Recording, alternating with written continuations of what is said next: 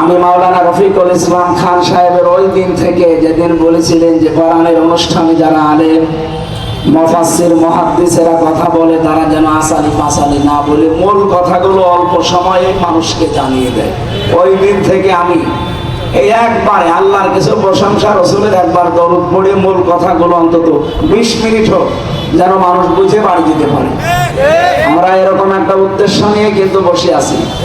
সুতরাং আমরা যেমন আমাদের দায়িত্বশীলদের কথা কোরআন হাদিস অনুযায়ী হলে নির্দ্বিধায় মেনে নেই, এদেশের অন্যান্য রাজনৈতিক দল যারা আছে তাদের উচিত তাদের যারা সর্বোচ্চ দায়িত্বে আছে তাদেরকে ফলো করা। ম্যাডাম খালেদা জিয়া মুখে কলু পেকে বসে আছে, একটা কথা তিনি বলে না। এক কথা বলে না কেন? আর আপনি সে আগস্টের 5 তারিখের পর থেকে আরম্ভ করেছেন আবার সেই ভাঙ্গা বাক্স বাজানো, যে জামাত ইসলাম 71 সালের কাদা এখনো মুছতে পারে নাই। আপনার সর্বোচ্চ নেত্রী খালেদা জিয়া কি বলেছে দেখেননি? যে জামাত নেত্রী মৃত্যুকে হিংসার বশবর্তী হয়ে রাজনৈতিক প্রতিহিংসার কারণে তাদেরকে এভাবে একটার পর একটা। আপনি কি ম্যাডাম খালেদা জিয়া চাইতেও বড় বিএনপি করে? সুতরাং এই কথাগুলো আমি আশা করব যারা এই ছোটখাটো পদে আছেন, ওপরে যারা আছে তাদেরকে ফলো করবে। ম্যাডাম খালেদা জিয়া মুখে কলু পেতে বসে আছে, তারেক জিয়া একটা কথা বলে না। কোন কাছে উল্টা ফুটকা উল্টা পাল্টা লোকগুলো এসে দলের একটা বদনাম করে মানুষের সামনে, বিশেষ করে ইসলামপন্থী যত দল আছে তাদের বিরুদ্ধে আপনি নিজেকে দাঁড় করিয়ে দিয়েছেন এই দলটাকে। এটা আপনার কিন্তু ঠিক হচ্ছে না। পরবর্তীতে যত করবেন চালাকি, পরে বুঝবেন চালাকি। এরা যেমন জ্বালা বুঝেছে ফ্যাসিস্টরা, আপনারাও শেষে জ্বালা বুঝে আর শেষ করতে পারবেন না। আমরা চাই আপনারাও মাজলুম ছিলেন, 14 দল বাদ দিয়ে আমরা সবাই মাজলুম। আমরা সবাই মিলে দেশটাকে আবার সাজাতে চাই ইনশাআল্লাহ।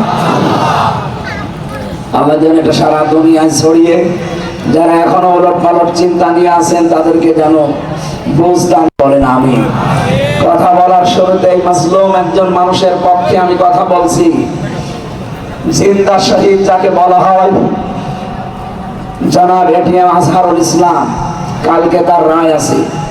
আমরা চাই ফ্যাসিস্টদের যত মামলা ছিল সব মামলা থেকে কিন্তু অনেকেই অব্যাহতি পাচ্ছে, বিশেষ করে লুৎফুজ্জামান বাবর, তিনিও ফার আসামি ছিলেন। এক কথা বলেন না কেন? তাকে যদি ছেড়ে দেওয়া হয়, সুতরাং এখন আর আমাদেরকে হাইকোর্ট দেখাবেন না।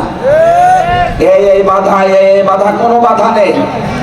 আমরা চাই সব বাধা শেষ, কালকে যেন ওনাকে মুক্তি দেওয়া হয়। এটা চান কারা? দেখেন আল্লাহু তাকবীর।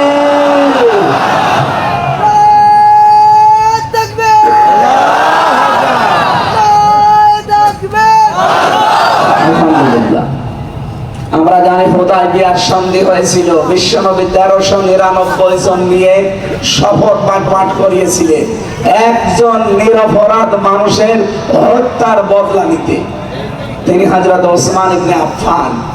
ওরা যখন ঘোষণা দিয়েছে যে ওসমানকে মেরে ফেলা হয়েছে, নবীজি বললেন হজের ইহরাম খুলে ফেলো, রোজা রেখেছো রোজা ভেঙে ফেলো, এই বাবলা গাছের নিচে আমার হাতের উপরে হাত দাও। ইয়াদুল্লাহি ফাওকা আইদিহিম, ওই হাতগুলো আল্লাহর হাতের উপরে ছিল।